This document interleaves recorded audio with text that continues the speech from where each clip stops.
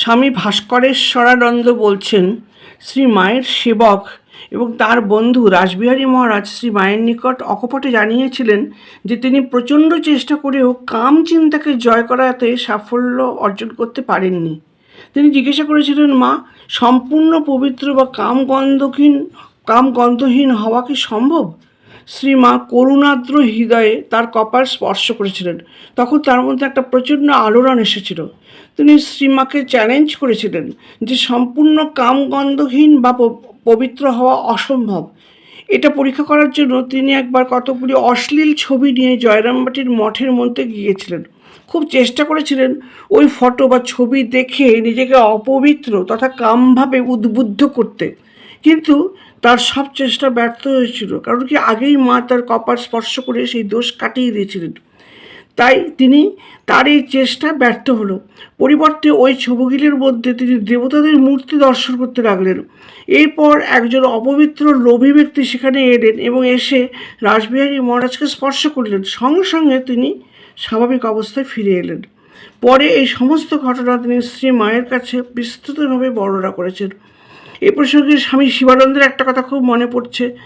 আমি একবার তাকে জিজ্ঞাসা করেছিলাম, সম্পূর্ণ পবিত্র হওয়া বা কামগন্ধহীন হওয়া কি সম্ভব? তিনি বলেছিলেন, এখন তোমাদের নিকট পবিত্রটা একটা সমস্যা, কিন্তু সাধনা করতে করতে এমন একটা সময় আসে, বিশ্বাস করো, অপবিত্রতা বা কামচিন্তা করাই তোমাদের পক্ষে সমস্যা হবে।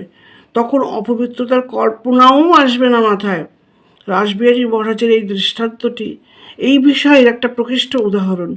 তিনি মায়ের নিকট পরাজয় স্বীকার করেছিলেন। কাম জয় করার অনেকগুলি রাস্তা আছে। জীবের দুটি সম্পদ, দেহ আর মন। দেহ হলো রথ, মন হলো সারথি, আর আরোহী হলেন আত্মা। আত্মার আবার দুটি উপস্থিতি, জীবাত্মা আর পরমাত্মা। আত্মা তো অবিভাজ্য, দুই আসলো কী করে? যেমন বাইরের ঘর আর ভিতরের ঘর। বাবু কখনো বাইরের ঘরে বন্ধুবান্ধব নিয়ে বসেন, পাঁচ কথায় মেতে থাকেন, আর যখন ভিতরের ঘরে আসেন তখন তার অন্য রূপ। আমরা আমাদের আত্মস্বরূপের খবরই রাখি না, মনটাকে বাতিয়ে রাখি। ইন্দ্রিয়গুলির স্পর্শে মনের কত রকম রং, তবে রঙের জগতে তিনটি রঙের প্রাধান্য, লাল, নীল, হলুদ। মনেরও তিনটি রং, সত্য, রজ, তম। এই তিনের মিশ্রণেই যত বস্তুর রং আসলে মনের রং। মন সদা অস্থির, মন চঞ্চল, শ্বাসও চঞ্চল। তাহলে শ্বাসকে ধরে মনের হদিশ পেতে হবে। যখন শ্বাস স্থির, নিয়মিত, ভালো আর লয়ে বাঁধা, তখন মন স্থির। শ্বাসের এই ক্রিয়ার নাম ক্রিয়াযোগ। এর জন্য প্রয়োজন গভীর শ্বাস। এই শ্বাসে মন সংযুক্ত হবে অতিজাগতিক চৈতন্য মণ্ডলে। মন চলে যাবে অনন্তের বলয়ে। সসীম আর অসীমের সংযোগ হেতু এই সুদীর্ঘ শ্বাসের সূত্র ধরে মনের আরোহণ, দেবলোকে গমন। শ্বাসই আমার ঈশ্বর।